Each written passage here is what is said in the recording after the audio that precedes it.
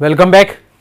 अम्ल, क्षार और लवण प्रक्रिया के अंदर यहाँ पर हम नेक्स्ट क्लास लेके चल रहे हैं लवण की, जिसमें अम्ल क्षार सामान्य संकल्पना और अम्ल क्षार अवधारणाएं कंप्लीट हो गया है। और एक अतिरिक्त टॉपिक में और इसके साथ में लूँगा जो कि पीएच के रूप में प्रदर्शित किया जाता है। पीएच और उनकी कैलकुलेशन सोरेनसन स्केल्स के रूप में आपको प्रदर्शित की जाएगी। यहाँ पर हम इस टॉपिक के अंदर ले रहे हैं लवण। बिल्कुल सिंपल सा छोटा सा सूक्ष्म टॉपिक है। कौन कौन से तरह के इसमें प्रश्न बनने की संभावना होती है, लवण क्या है, लवण के प्रकार क्या हैं और उनमें क्रिस्टलन जल किस रूप में उपस्थित होता है, उस प्रक्रिया को हम यहाँ पर लेकर प्रारंभ कर रहे हैं। तो नेक्स्ट हमारे पास में है थ्योरी केम सीरीज़ का पार्ट 19 और इसके अंदर हम लवण की चर्चा करते हैं। तो हम बात कर रहे हैं लवण या सॉल्ट की। सॉल्ट वास्तव में होता क्या है? अम्ल और क्षार की उदासीनीकरण अभिक्रिया में जल या विलायक बनने के बाद जो विपरीत या भिन्न आयनों युक्त जो मिश्रण बचता है, जो स्पेक्टेटर आयन विपरीत आवेशित बचते हैं, उन्हीं को हम संयुक्त रूप में लवण के द्वारा प्रदर्शित करते हैं। या सिंपल कहें, अम्ल क्षार की उदासीनीकरण अभिक्रिया में निर्मित होने वाले यौगिक या निर्मित होने वाले उत्पाद जो कि विलायक के अलावा होते हैं, उन्हीं को लवण कहा जाता है। तो सिंपल सी परिभाषा, अम्ल क्षार की अभिक्रिया से या उदासीनीकरण अभिक्रिया से निर्मित यौगिक को ही लवण या सॉल्ट कहते हैं। जैसे भी यदि मैं बात करता हूँ, पहला एग्जाम्पल यहाँ पर लिया हुआ है, HCl अम्ल है और NaOH जो है वो क्षार के रूप में दिया गया है। दोनों की अभिक्रिया करने से एक तो जल या कह सकते हैं विलायक बनता है और विलायक के अलावा जो यौगिक निर्मित होगा उसी को हम लवण कहते हैं, अर्थात NaCl यहाँ पर सॉल्ट या लवण कहलाता है।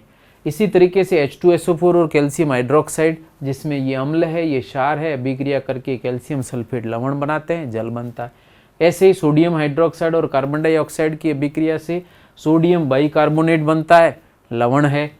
अम्ल HCl क्यूप्रस या क्यूप्रिक ऑक्साइड जो कि क्षारीय ऑक्साइड है, दोनों की अभिक्रिया से बना क्यूप्रिक क्लोराइड लवण है। ऐसे HCl और अमोनिया से निर्मित अमोनियम क्लोराइड लवण है। तो अम्ल और क्षार की अभिक्रिया से बनने वाले उत्पाद को हमेशा क्या कहा जाता है? लवण कहते हैं। तो NH4Cl यहाँ पर लवण कहलाता है। तो बिल्कुल सिंपल कंसेप्ट है। अम्ल क्षार की उदासीनीकरण अभिक्रिया में निर्मित उत्पाद या यौगिक जो विलायक के अलावा होता है, उस यौगिक को ही लवण के नाम से या सॉल्ट के नाम से दर्शाया जाता है।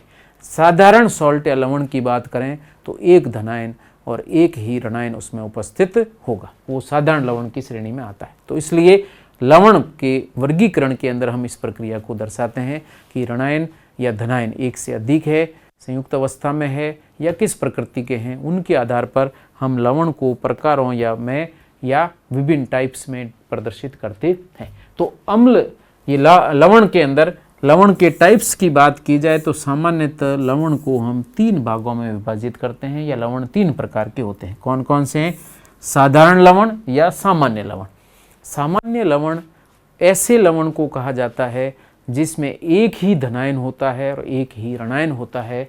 जैसे यहाँ पर NaCl, calcium sulphate, sodium bicarbonate, cupric chloride, ammonium chloride, इन सभी में एक धनायन है, एक ही ऋणायन है। इसलिए इस प्रकार के लवण को हम साधारण लवण के नाम से दर्शाते हैं। इसके अलावा आता है द्विक लवण या डबल सॉल्ट या कंपाउंड सॉल्ट। ये शब्द जरूर ध्यान रखना, द्विक लवण या कंपाउंड सॉल्ट। कंपाउंड सॉल्ट ऐसे सॉल्ट या लवण को कहा जाता है जिसमें 2 से अधिक प्रकार के आयन होते हैं और जल में घोलने पर ये सभी आयन स्वतंत्र रूप से अपना परीक्षण देते हैं या स्वतंत्र रूप से उपस्थित रहते हैं। उनको हम द्विक लवण के नाम से या कंपाउंड सॉल्ट के नाम से प्रदर्शित करते हैं। और तीसरे हैं संकुल या उपसहसंयोजक लवण, जो कि उपसहसंयोजक बंध युक्त होते हैं, संकुल आयन युक्त होते हैं। उन लवणों को हम संकुल लवण या उपसहसंयोजक लवण के नाम से दर्शाते हैं। तो वर्गीकरण के अंदर हम प्रारंभ करते हैं सबसे पहले साधारण लवण या सामान्य लवण, या इसके लिए नाम आता है कॉमन भी कह देते हैं, कॉमन साल्ट या सिंपल सॉल्ट कहा जाता है। ठीक है, जैसे एक धनायन और एक ऋणायन उत्पन्न करने वाले लवण को ही साधारण लवण कहते हैं, जैसे NaCl, KCl, KBr, calcium sulphate, barium nitrate. सूत्र अच्छी तरह ध्यान रखना, संयोजकता पूर्ण करते हुए लिखा गया BaNO3 के रूप में दर्शाया जाता है। ऐसे ही द्विक लवण या डबल कंपाउंड, डबल सॉल्ट या कंपाउंड सॉल्ट, जिसमें दो या अधिक लवणों का मिश्रण होता है, उन्हीं को हम संकुल या आपके इनको हम कंपाउंड सॉल्ट के नाम से या डबल सॉल्ट के नाम से दर्शाते हैं। इनकी प्रकृति हमेशा क्या होगी, ये कंपाउंड सॉल्ट या डबल सॉल्ट हमेशा ही ठोस अवस्था में ही, स्वतंत्र रूप से ठोस अवस्था में क्रिस्टलीय संरचना के रूप में ही पाए जाते हैं।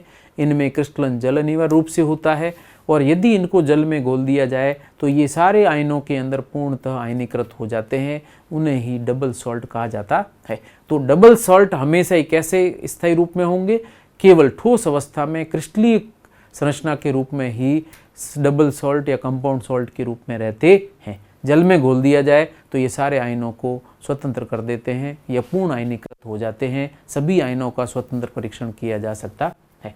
तो दो या अधिक साधारण लवण के संयोजन से निर्मित लवण क्या कहलाते हैं, द्विक लवण। ये लवण हमेशा क्रिस्टलीय अवस्था में ही स्थायी होते हैं। अगर विलयन में है तो इनको हम डबल सॉल्ट के नाम से प्रदर्शित नहीं कर सकते हैं। तो ठोस अवस्था में ही इनको या क्रिस्टलीय संरचना के रूप में ही इनको डबल सॉल्ट नाम दिया गया है। ऐसे ही इनमें अनिवार्यतः क्रिस्टलन जल पाया जाता है। तो ये हमेशा क्रिस्टल जब भी बनाएंगे उसमें जल अनिवार्य रूप से होगा निश्चित संख्या में, और उसी को हम क्रिस्टलन जल के नाम से प्रदर्शित करते हैं। तो इनमें हमेशा क्रिस्टलन जल अनिवार्य रूप से पाया जाता है। तो जरूर ध्यान रखना, डबल सॉल्ट और कंपाउंड सॉल्ट में क्रिस्टलन जल अनिवार्य रूप से उपस्थित रहता है। जैसे एग्जाम्पल के रूप में दिया गया KCl, MgCl2 और 6H2, इसे हम कार्नेलाइट कहते हैं। और कार्नेलाइट में आप देख सकते हैं यहाँ पर 6 जल के अणु उपस्थित हैं, जिनको कि क्रिस्टलन जल कहा जाता है। अर्थात ये जल के अणु हैं तो ही डबल सॉल्ट निश्चित क्रिस्टल संरचना बनाएगा, और अगर मैं ये जल के अणु उसमें से निकाल दूंगा तो ये क्रिस्टल अक्रिस्टलीय संरचना में, पाउडर में परिवर्तित हो जाएगा। इसका मतलब क्रिस्टल बनने के लिए आवश्यक जल के अणुओं की संख्या को ही क्रिस्टलन जल के नाम से दर्शाते हैं। कार्नेलाइट इसका बेस्ट एग्जाम्पल है। एक अतिरिक्त सूचना और दे रखी है कि कार्नेलाइट का उपयोग हम आयोडीन प्राप्त करने के लिए करते हैं, और समुद्री घास में यह आयोडीन उपस्थित रहती है, कार्नेलाइट के साथ उपस्थित रहती है। तो यहाँ पर KCl, MgCl2 और 6H2 कार्नेलाइट है, और कार्नेलाइट से आयोडीन प्राप्त की जाती है। समुद्री घास से हम आयोडीन प्राप्त करते हैं, उसमें कार्नेलाइट से आयोडीन प्राप्त की जाती है। इसके अलावा एग्जाम्पल आप देखें, बहुत बेस्ट एग्जाम्पल में फेरस अमोनियम सल्फेट मूर लवण कहलाता है। तो फेरस अमोनियम सल्फेट, जिसको हम मोहर या मूर लवण, स्पेलिंग आप देख लेना, MOHR के रूप में लिखी गई है। मूर लवण या मोहर लवण, आप जो भी उच्चारण करें सही है, मूर लवण कहते हैं, जिसका सूत्र है NH4 FeSO4 और जल के अणु की संख्या कितनी है, 6। तो ये संकुल युगी क्रिस्टलीय संरचना के, ये द्विक लवण क्रिस्टलीय संरचना के रूप में ही स्थायी रूप में पाया जाता है। और इसमें आप देख सकते हैं अमोनियम आयन है, सल्फेट आयन है, आयरन है और बाकी जल के अणु। तो कितने आयन है, 3 प्रकार के आयन है। तो 2 से अधिक प्रकार के आयनों युक्त क्रिस्टलीय अवस्था में पाया जाने वाला ठोस लवण ही द्विक लवण या कंपाउंड सॉल्ट कहलाता है। और यहाँ पर आप इस सूत्र को इस रूप में भी लिख सकते हैं, NH4 FeSO4 6H2O। दोनों को लिखने का तरीका अलग अलग है, बाकी दोनों वास्तव में एक ही प्रक्रिया को दर्शाते हैं, जिसमें फेरस आयन है, अमोनियम धनायन है और सल्फेट ऋणायन है और 6 जल के अणु हैं। तब भी जाकर के ये एक सामान्य मूलानुपाती सूत्र के रूप में मूर लवण कहलाता है। ऐसा एक और एग्जाम्पल है, और ये बहुत ही महत्वपूर्ण है, एलम या फिटकरी के नाम से हम इसको प्रदर्शित करते हैं। सामान्यतः फिटकरी द्विक लवण है, ये जरूर ध्यान रखना। फिटकरी क्या है, द्विक लवण है, डबल सॉल्ट है। और डबल सॉल्ट के अंदर अगर आप सामान्य फिटकरी का सूत्र लिखें तो यहाँ पर प्रतीक के रूप में लिखा गया है A2SO4, फिर B2SO4 होल थ्राइस और 24H2O। ये साधारण फिटकरी या सामान्य फिटकरी का सूत्र है, और ये क्रिस्टलीय संरचना के रूप में 24 क्रिस्टलन जल युक्त होती है। अब इसके अंदर A की जगह B की जगह कौन कौन से धनायन होंगे। ऋणायन निश्चित है, सल्फेट होगा, ठीक है। धनायन हम बदल रहे हैं, तो A की जगह धनायन कौन से होंगे, एकल धनावेशित धनायन के रूप में सोडियम, पोटेशियम और अमोनियम होगा तो फिटकरी बन सकती है। इसके अलावा बी द्विधनावेशित धनायन है, त्रिधनावेशित धनायन है, 3+ करना, तो बी की जगह 3+ 3 धन आवेशित धनायन है, जिसमें हम ले सकते हैं एल्यूमिनियम, आयरन और क्रोमियम लिया जा सकता है, तब भी जाकर के फिटकरी बनती। तो ए की जगह सोडियम, पोटेशियम, अमोनियम, बी की जगह एल्यूमिनियम, आयरन, क्रोमियम, कोई भी इसमें आयन लिए जाएं तो इस ऊपर वाले सूत्र से निर्मित संरचना को ही हम एलम या फिटकरी के नाम से प्रदर्शित करते हैं। ठीक है, अब इनके नाम आप ध्यान रखना। पहला यहाँ पर दिया क्रोमेलम, कब कहेंगे? धनायन के रूप में सोडियम, पोटेशियम और ऋणायन के रूप में क्रोमियम 3+ लिया जाए तो। पोटास एलम कब कहा जाता है? जब पोटेशियम और एल्यूमिनियम लिया जाए तो। और तीसरा है आयरन एलम, जब हम सोडियम पोटेशियम के साथ में Fe3+ आयन प्रयुक्त करते हैं तब इसको हम फेरस एलम या आयरन एलम के नाम से प्रदर्शित करते हैं। तो इस तरीके से क्रोम एलम, क्रोमियम अनिवार्य होगा, पोटास एलम, इसमें पोटेशियम और एल्यूमिनियम अनिवार्य रूप से होगा, और आयरन एलम है तो यहाँ पे आयरन अनिवार्य रूप से होगा, बाकी धनायन आप कोई भी ले सकते हैं। तो इस तरीके से एलम या फिटकरी, मूर लवण, कार्नेलाइट, ये तीनों ही द्विक लवण की श्रेणी में आते हैं। कंपाउंड सॉल्ट कहा जाता है या डबल सॉल्ट कहा जाता है, जो कि ठोस अवस्था में क्रिस्टलीय संरचना के रूप में निश्चित क्रिस्टल जल अणुओं के साथ में लेकर के संरचना के रूप में उपस्थित रहते हैं। एक और सूचना यहाँ पर दे रखी है, ये प्रक्रिया ध्यान रखना। डबल सॉल्ट जब भी जल में घोले जाएंगे हमेशा पूर्ण आयनीकृत होंगे, और इसमें जितने प्रकार के आयन हैं सभी आयन अपना स्वतंत्र परीक्षण प्रदर्शित करते हैं, अपना स्वतंत्र टेस्ट देते हैं या अपनी उपस्थिति दर्ज करते हैं। जैसे द्विक लवण जल में पूर्ण आयनीकृत होकर सभी आयनों का परीक्षण देते हैं। जैसे फेरस अमोनियम सल्फेट जो दिया गया है, इसको जल में घोल दिया जाए तो ये तीनों आयनों का परीक्षण देगा, अमोनियम का, आयरन का और सल्फेट का, तीनों का परीक्षण देता है। अब है तीसरे प्रकार के लवण, जिनको कि संकुल लवण या कॉम्प्लेक्स सॉल्ट या फिर उपसय संयोजक लवण, कोऑर्डिनेट सॉल्ट के नाम से प्रदर्शित किया जाता है। तो ये नाम आप ध्यान रखना, इनको हम कहते हैं कॉम्प्लेक्स सॉल्ट या कोऑर्डिनेट सॉल्ट कहा जाता है। ठीक है, नाम कॉम्प्लेक्स सॉल्ट क्यों कहते हैं? क्योंकि ऐसे लवण जिनमें कम से कम एक ऐसा संकुल आयन इनमें उपस्थित होता है जो कि विलायक में आयनीकृत नहीं होता है या आसानी से आयनीकृत नहीं होता है, ऐसे संकुल आयन युक्त लवण को संकुल लवण कहते हैं। या फिर हम इसको दूसरे रूप में प्रदर्शित करते हैं, संकुल आयन में हमेशा एक ऐसा धनायन होगा। जैसे मैं बात करता हूँ K4FeCN6, ये एक संकुल आयन है। इस संकुल आयन को यदि जल में घोला जाता है तो ये आयनीकृत होकर के 4 पोटेशियम धनायन और एक संकुल आयन के रूप में FeCN6, जिस पर 4- चार्ज है, आयन बनाता है। चूंकि ये आयन पूर्ण आयनीकृत नहीं हो पा रहा है, संकुल के रूप में विलयन में ही रहता है, इसलिए इस आयन को हम क्या कहते हैं? संकुल आयन कहते हैं। और संकुल आयन युक्त लवण को ही हम संकुल लवण के नाम से प्रदर्शित करते हैं। इस संकुल आयन के अंदर Fe जो दिया गया है, इसके साथ में जुड़े हुए सभी CN, जिसमें कार्बन Fe के साथ में इलेक्ट्रॉन युग्म दे करके उपसह संयोजक बंध बनाता है, उपसह संयोजक बंध का निर्माण करता है। ऐसी स्थिति के अंदर हम कह सकते हैं कि संकुल आयन में चूंकि धातु परमाणु और इसके साथ में जो लिगेंड है ये उपसह संयोजक बंध से जुड़े हैं, और ये उपसह संयोजक बंध ध्रुवीय विलायक जल में आयनीकृत नहीं हो पाते हैं, इसलिए ये संकुल आयन के रूप में पाए जाते हैं। और चूंकि इनमें बंध की प्रकृति देखी जाए तो उपसह संयोजक बंध है, इसलिए ऐसे संकुलों को हम उपसह संयोजक लवण या उपसह संयोजक संकुल के नाम से भी प्रदर्शित करते हैं। तो बहुत महत्वपूर्ण बात है कि इनको हम संकुल लवण क्यों कहते हैं? क्योंकि इसमें संकुल आयन होता है जो कि पूर्ण आयनीकृत नहीं होता है। इनके आयनों का अर्थात Fe और CN का इसमें परीक्षण करना चाहें तो नहीं होगा। दूसरा, जो संकुल आयन है वो आयनीकृत क्यों नहीं हो रहा है? क्योंकि धातु धनायन और लिगेंड के बीच में बना हुआ उपसय संयोजक बंध जो कि सहसंयोजक प्रकृति का है, इसलिए जल में या ध्रुवीय विलायक में यह आयनीकृत नहीं हो पाता है।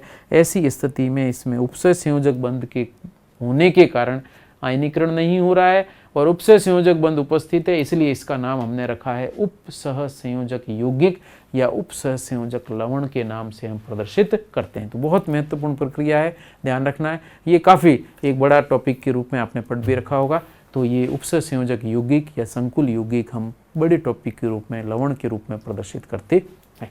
अब इसकी प्रक्रिया क्या क्या है वो एक बार देख लें। ऐसे लवण जो जल में घोलने पर पूर्ण आयनीकृत नहीं होते हैं, देख सकते हैं इसमें Fe और Cn का आयनीकरण नहीं हो पा रहा है, तो पूर्ण आयनीकृत नहीं होते हैं तथा कम से कम एक संकुल आयन बनाते हैं, उन्हें संकुल या उपसय संयोजक लवण कहेंगे। संक्रमण तत्व या डी खंड तत्व संकुल लवण बनाते हैं। वैसे ध्यान रखना, संक्रमण तत्व सभी डी खंड तत्व संक्रमण तत्व नहीं होते हैं, लेकिन सभी संक्रमण तत्व डी खंड तत्व होते हैं। केवल किनको छोड़ के हम कहेंगे यहाँ पर जिंक, कैडमियम, मर्क्यूरी और कॉपरनेशियम, ये 4 ऐसे आयन हैं या ऐसे तत्व हैं जो डी खंड में तो हैं लेकिन इनको हम संक्रमण तत्व नहीं कहते हैं। ये आपको ध्यान में रखना। इसलिए मैंने कहा सभी डी खंड तत्व संक्रमण तत्व नहीं होते, लेकिन सभी संक्रमण तत्व डी खंड तत्व होते हैं। इन चारों को छोड़ने के बाद में सभी संक्रमण तत्व और डी खंड के तत्वों में इन चारों को छोड़ दिया जाए तो संक्रमण तत्व कहा जाता है, और सभी संक्रमण तत्व डी खंड तत्व होते ही हैं। तो डी खंड के तत्व और संक्रमण तत्व क्या बनाते हैं? संकुल लवणों का निर्माण करते हैं, क्योंकि उसमें रिक्त डी कक्षक होता है और ये लिगेंड से इलेक्ट्रॉन युग्म लेकर उपसह संयोजक बंध निर्मित कर सकते हैं। ठीक है, जरूरी सारे, इसके अलावा भी डी के अलावा एफ और पी खंड के तत्व भी संकुल आयनों का या लवणों का निर्माण करते हैं, लेकिन सामान्यतः ये प्रक्रिया इन खंड के तत्वों द्वारा दर्शाई जाती है। संकुल आयन में धातु परमाणु या लिगेंड के मध्य उपसय संयोजक बंध होता है। संकुल आयन है, संकुल आयन में धातु परमाणु है, लिगेंड है, उपसय संयोजक बंध होता है, अतः इन्हीं को हमने उपसय संयोजक यौगिक या लवण कहा है।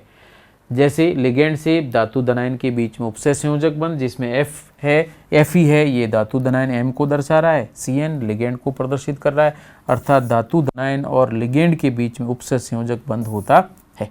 और धातु धनायन में रिक्त डी कक्षक है और लिगेंड में भरा हुआ कक्षक है या लोन पेयर है, एकाकी इलेक्ट्रॉन युग्म में, इसलिए दोनों यहाँ पर उदासीनीकरण प्रक्रिया के रूप में लुईस अम्ल और क्षार प्रकृति के रूप में जुड़ करके लवण का निर्माण करते हैं। तो उदासीनीकरण प्रक्रिया में आपको पता है लवण बनते हैं, तो यहाँ पर भी लिगेंड लुईस क्षार, धातु धनायन लुईस अम्ल का काम कर रहा है, दोनों जुड़ गए, लवण के रूप में प्रदर्शित कहा गया है। तो अम्ल क्षार की अभिक्रिया से बनने वाले यौगिकों को लवण कहते हैं। और यहाँ पर उपसय संयोजक यौगिक या संकुल लवण ये लुईस क्षार अवधारणा के रूप में भी दर्शाए जाते हैं। तो इस तरीके से इनकी व्याख्या की जाती है। अगली बात करते हैं क्रिस्टलन जल। संकुल यौगिकों के अंदर या लवण के अंदर यहाँ पर हम द्विक लवण में सामान्यतः क्रिस्टलन जल प्रदर्शित करते हैं। तो उसके अलग से अगर कोई प्रश्न बनता है तो उस क्रिस्टलन जल किसे कहते हैं, क्रिस्टलन जल संख्या क्या होती है, उसकी थोड़ी सामान्य चर्चा यहाँ पर कर लेते हैं। तो देखिए क्रिस्टलन जल या क्रिस्टलाइन वाटर क्या होता है? लवण में उपस्थित जल के संयोजित अणु क्रिस्टलन जल कहलाते हैं, पहली चीज़। ठीक है, ये साधारण लवणों में भी हो सकते हैं और संकुल लवणों या आपके द्विक लवण में भी हो सकते हैं। तो दोनों की मैं एग्जाम्पल यहाँ पे लूँगा। तो लवण में उपस्थित जल के संयोजित अणु को क्रिस्टलन जल कहते हैं, क्योंकि इन जल की उपस्थिति के कारण ही क्रिस्टलीय संरचना निर्मित होती है। इसके अलावा क्रिस्टल में इकाई आणविक सूत्र, जो इकाई यूनिट मॉलिक्यूलर फार्मूला है या मूलानुपाती सूत्र है, उसमें उपस्थित जल अणुओं की संख्या को हम क्रिस्टलन जल संख्या या क्रिस्टलाइन वाटर नंबर के नाम से प्रदर्शित करते हैं। जो मूलानुपाती सूत्र है उसमें जितने जल के अणु दिए गए उनकी संख्या को ही हम क्रिस्टलन जल संख्या कहते हैं। जैसे मैं सिंपल एग्जांपल लूँ, अगर कॉपर सल्फेट में 5 जल के अणु होते हैं तो इसके सामान्य सरलतम सूत्र के अंदर 5 जल के अणु हैं जो कि मूलानुपाती सूत्र को दर्शाता है, तो क्रिस्टलन जल संख्या कितनी होगी? 5 होगी। ऐसे यदि मैं लेता हूँ FeSO4 तो उसके साथ में 7 जल के अणु उपस्थित होते हैं, तो क्रिस्टलन जल संख्या कितनी हो जाएगी, 7 हो जाएगी। तो इसी रूप में इनको दर्शाया जाता है। तो एग्जाम्पल देखें, जल अणु हमेशा क्रिस्टल अवस्था में ही होते हैं और अगर जल अणुओं को इसमें से निकाल दिया जाए तो क्रिस्टल भी टूट जाएगा या फिर अक्रिस्टलीय संरचना में परिवर्तित हो जाएंगे। और इसमें आप इम्पोर्टेंट ध्यान रखें, कॉपर सल्फेट में अगर 5 जल के अणु हैं तो ये नीला रंग प्रदर्शित करता है, और यदि इसमें से जल के अणु निकाल करके केवल कॉपर सल्फेट प्रदर्शित किया जाए तो यह रंगहीन होता है, ये जरूर ध्यान रखना। तो इसमें क्रिस्टलन जल के कारण ही क्रिस्टलन संरचना जो बनती है उसी में ये नीला रंग दर्शाता है, और अगर निर्जल कॉपर सल्फेट है तो ये रंगहीन होता है। तो यहाँ पर एग्जाम्पल भी दिया गया है। तो FeSO4 जिसको ग्रीन विट्रियोल या हरा कशिश कहते हैं, FeSO4 को हरा कशिश कहते हैं, ग्रीन विट्रियोल या हरा कशिश FeSO4 को, कॉपर सल्फेट 5H2 को नीला कशिश या ब्लू विट्रियोल कहा जाता है क्योंकि इसका रंग नीला होता है। और यहाँ पर 7 जल के अणु आप देख सकते हैं, बीच में यहाँ पर आयरन है, यहाँ पर भी बीच के अंदर आयरन उपस्थित है। इसके अलावा जल के अणुओं की संख्या अगर प्रदर्शित की जाए तो 6 तो इसमें सीधे जुड़े हुए हैं, इसके अलावा 7वां अणु यहाँ पर उपस्थित है। ऐसी स्थिति में Fe ये SO4 है और ये 7वां जल का अणु। इसी तरीके से अगले वाले में एक और SO4 और 7वां जल का अणु उपस्थित होगा, और इसी रूप में ये पाया जाता है। और यहाँ पर अगर मैं इसको ऐसे प्रदर्शित करें तो यहाँ पर जल के अणुओं की संख्या में गिन के बताता हूँ, 1 2 3 4 5 6, ये तो उपसर्ग संयोजक बंध के रूप में, और 7वां जल का अणु है जो यहाँ पर सल्फेट और इसके बीच में उपस्थित रहता है। ध्यान रखना, सेम ऐसी कॉपर सल्फेट में भी होता है। कॉपर सल्फेट और जल के अणुओं का जो संकुल बनता है, उस संकुल आयन के अंदर एक अतिरिक्त जल का अणु है, वो SO4 और इसके बीच में इस तरीके से जुड़ा होता है, और ऐसी स्थिति में हाइड्रोजन बंध का निर्माण करता है। तो यहाँ पर SO4 जल के अणुओं के साथ में 1 2 3 4 टोटल 4 हाइड्रोजन बंध इसमें उपस्थित हैं जो दर्शाए गए हैं। इसके अलावा भी हो सकते हैं। तो सामान्य सरलतम सूत्र ग्रीन विट्रियोल को हम इस रूप में दर्शाते हैं और ये SO4 को दर्शाता है। इसी तरीके से ये संरचना आगे से आगे चलेगी। ये हम सरलतम मूलानुपाती सूत्र के रूप में इसको प्रदर्शित करते हैं। FeSO4 के साथ में 7 जल के अणु होंगे। इसके अलावा एग्जाम्पल्स आप देखें, धावन सोडा या कपड़े धोने का soda Na2SCO3 sodium carbonate 10H2, इसमें भी 10 जल के अणु होंगे, तब भी ये धावन सोडा कहलाता है। और अगर जल के अणु नहीं है, सोडियम कार्बोनेट है, तो उसको हम क्या कहेंगे, सोडा ऐश के नाम से दर्शाते हैं। ऐसे ही Na2B4O7 दिया गया है, और उसके साथ में जल के अणु कितने होंगे, 10, और इसे हम कहते हैं सुआगा या फिर बोरेक्स कहा जाता है। तो Na2B4O7 को हम बोरेक्स कहते हैं, जिसमें जल के अणु कितने हैं, 10 जल के अणु। ऐसे कैल्शियम सल्फेट के साथ 2 जल के अणु जिप्सम कहलाता है। कॉपर सल्फेट 5 जल के अणु नीला कशिश कहलाता है। मैग्नीशियम सल्फेट के साथ 7 जल के अणु एप्सम लवण कहलाता है। ये ध्यान रखना, इंपॉर्टेंट है। एप्सम लवण किसको कहेंगे, मैग्नीशियम सल्फेट जिसमें 7 जल के अणु हो, एप्सम लवण कहलाता है। ऐसे जिंक सल्फेट के साथ 5 जल के अणु हैं तो व्हाइट विट्रियोल या श्वेत कशिश कहलाता है। जिंक सल्फेट के साथ 5 जल के अणु होते हैं। तो इसमें यहाँ पर जल के अणुओं की संख्या को हम यहाँ पर क्या नाम देंगे, क्रिस्टलन जल संख्या के रूप में प्रदर्शित करते हैं। और ये सूत्र जरूर ध्यान रखना, एग्जाम में कई बार पूछे गए हैं। धावन सोडा, सुहागा या बोरेक्स, जिप्सम नीला कशिश, एप्सम लवण, और ये व्हाइट विट्रियोल वो है ग्रीन विट्रियोल, और ये ब्लू विट्रियोल, इनके सभी के नाम ध्यान रखने। और ब्लू विट्रियोल या कॉपर सल्फेट 5H2 की संरचना भी यहाँ पर दी गई है। बहुत ही शानदार स्ट्रक्चर क्रिस्टल के रूप में होता है, और 5 जल के अणु हैं तब भी इसका रंग ऐसा होगा, और अगर गर्म करके इसके जल के अणु निष्कासित कर दिए जाएं तो ये व्हाइट पाउडर या कलरलेस पाउडर में परिवर्तित हो जाता है। और अब हम आज के टॉपिक की लास्ट बात कर रहे हैं कि यदि लवण को जल में घोल दिया जाए तो प्रक्रिया को क्या कहते हैं, तो वो जरूर ध्यान रखना। तो लवण को जल में घोलने पर यदि जलीय विलयन के pH में बदलाव हो जाए, केवल लवण को जल में घोलना लवण जल अपघटन नहीं है, क्या है, लवण को जल में घोलने के बाद यदि जलीय विलयन का pH प्रभावित हो जाता है, 7 से कम या 7 से अधिक हो जाता है, तभी उस प्रक्रिया को हम लवण जल अपघटन कहते हैं। तो लवण को जल में घोलने पर यदि उसके pH में परिवर्तन हो तो प्रक्रिया लवण जल अपघटन या सॉल्ट हाइड्रोलिसिस कहलाती है। तो ये अगली प्रक्रिया लेते हैं। तो ये अभिक्रिया वास्तव में होती क्या है? उदासीनीकरण अभिक्रिया अर्थात अम्ल और क्षार की उदासीनीकरण अभिक्रिया की व्युत्क्रम अभिक्रिया को या प्रतीप अभिक्रिया को ही हम क्या नाम देते हैं? लवण जल अपघटन कहते हैं। तो सिंपल है, उदासीनीकरण अभिक्रिया का व्युत्क्रम लवण जल अपघटन कहलाता है। यदि मैं बात करता हूँ NH4Cl है, इसको यदि जल में विलय किया जाए तो ये निर्मित करता है NH4OH और साथ में निर्मित होता है HCl, जिसमें बनता है अम्ल और बनता है क्षार। किससे बन रहा है? लवण से। तो लवण को जल में घोलने पर वापस अम्ल और क्षार बन रहे और उदासीनीकरण अभिक्रिया में अम्ल और क्षार मिलाने से लवण और जल बनता है। तो इसलिए इस प्रक्रम को लवण जल अपघटन को हम क्या नाम देते हैं? ये विपरीत प्रक्रिया के रूप में प्रदर्शित होता है, अर्थात उदासीनीकरण की विपरीत प्रक्रिया कहलाती है। तो लवण जल अपघटन उदासीनीकरण की विपरीत प्रक्रिया है। लेकिन लवण जल अपघटन तब भी कहा जाता है जब लवण जल में घोलने पर pH को परिवर्तित करे, प्रभावित करे, तब भी उसको लवण जल अपघटन कहेंगे। तो लवण जल अपघटन के आधार पर लवण 4 प्रकार के होते हैं। सिर्फ आपको नाम ध्यान रखने हैं, उदाहरण ध्यान रखने। पहला है strong acid strong base salt, अर्थात प्रबल अम्ल और प्रबल क्षार लवण। प्रबल अम्ल और प्रबल क्षार के लवण का मतलब क्या है? कि ऐसा लवण जिसको जल में घोलने पर प्रबल क्षार और प्रबल अम्ल बनता हो, उसे ही हम प्रबल अम्ल क्षार लवण के नाम से, strong acid strong base salt के नाम से दर्शाते हैं, जैसे NaCl है। इसी तरीके से हम और अन्य एग्जाम्पल के रूप में जैसे सोडियम सल्फेट ले सकते हैं Na2SO4 के रूप में, या सोडियम नाइट्रेट NaNO3 के रूप में। तो ये सभी जल में घोलने पर सोडियम हाइड्रोक्साइड प्रबल क्षार, H2SO4 और HNO3 प्रबल अम्ल का निर्माण करेंगे। इनको हम प्रबल अम्ल प्रबल क्षार से निर्मित लवण कहते हैं। और ये लवण जल में घोलने पर pH में कोई परिवर्तन नहीं होता है, क्योंकि जितने H+ आयन प्रबल अम्ल से बनेंगे और जितने OH आयन प्रबल क्षार से बनेंगे, वो जल को पूर्णतः वापस मिल करके H2 में परिवर्तित कर देंगे। ऐसी स्थिति में जल आयनों की सांद्रता प्रभावित नहीं होगी, pH नहीं बदलेगा।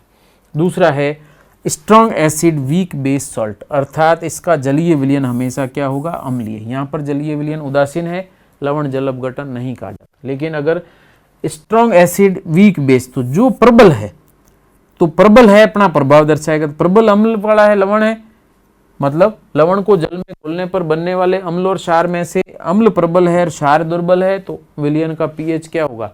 7 से कम, और इसको हम अम्लीय माध्यम के रूप में प्रदर्शित करते हैं। तो इनका जलीय विलयन अम्लीय प्रकृति का होता है, जैसे NH4Cl। तो एग्जाम में पूछा जाता है NH4Cl का लवण का जलीय विलयन कैसी प्रकृति का होता है? तो आपको ध्यान रखना है कि NH4Cl को जल में घोलने पर बनेगा क्या? एक बनता है NH4OH, दूसरा बनेगा HCl। ठीक है। उसके बाद आपको ये भी ध्यान रखना है NH4Cl NH4OH और HCl में से प्रबल अम्ल प्रबल क्षार है या नहीं है। तो आपको पता लग जाएगा HCl प्रबल अम्ल है, जबकि अमोनियम हाइड्रोक्साइड दुर्बल क्षार है। ऐसी स्थिति में विलयन का माध्यम कैसा होगा?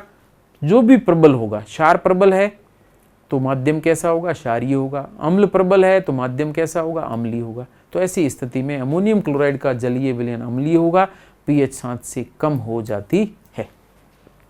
और लास्ट क्लास के रूप में है, या लास्ट पार्ट के रूप में है SB ये strong base weak acid salt, अर्थात इसको जल में घोलने पर स्ट्रॉन्ग बेस बनता है और वीक एसिड बनता है। जैसे जलीय विलयन इनका क्षारीय क्यों होगा? NaHCO3, इसको जल में घोलने पर बनता है NaOH और H2CO3। NaOH यहाँ पर प्रबल क्षार है, जबकि H2CO3 यहाँ पर दुर्बल अम्ल बनता है। इसलिए इस लवण को हमने नाम दिया है प्रबल क्षार दुर्बल अम्ल लवण। और विलयन के अंदर अगर दोनों में से जो प्रबल है वही प्रभाव दर्शाएगा, तो NaOH प्रबल है, ऐसी स्थिति में माध्यम कैसा होगा? NaOH का माध्यम क्षार प्रबल है तो माध्यम भी क्षारीय होगा, pH 7 से हमेशा अधिक रहता है। और लास्ट पार्ट है, दोनों ही अगर वीक हो, अम्ल भी और क्षार भी दोनों दुर्बल हो, तो ऐसे माध्यम सामान्यतः उदासीन रहते हैं, जैसे ammonium acetate, lithium cyanide, ammonium carbonate. इनको यदि जल में घोल दिया जाए तो बनने वाला अम्ल भी दुर्बल होगा, क्षार भी दुर्बल होगा। ऐसी स्थिति के अंदर इनका जलीय विलयन लगभग उदासीन बना रहता है। तो इस आधार पर हम लवण की परिभाषा, लवण के प्रकार, क्रिस्टलन जल और लास्ट में लवण जल अपघटन से संबंधित सामान्य प्रक्रिया की हमने यहाँ पर चर्चा की। इसके साथ ही हमारा अम्ल, क्षार और लवण का जो पार्ट है ये 3 क्लासेज में कंप्लीट होता है और एक हम अतिरिक्त क्लास के रूप में पीएच भी प्रदर्शित करेंगे। वो भी आपको ध्यान रखना है। अगर इसमें अतिरिक्त सवाल के रूप में बनता है तो पीएच से रिलेटेड जितने भी सवाल बनेंगे वो चर्चा हम वहाँ पर करेंगे। Thank you so much.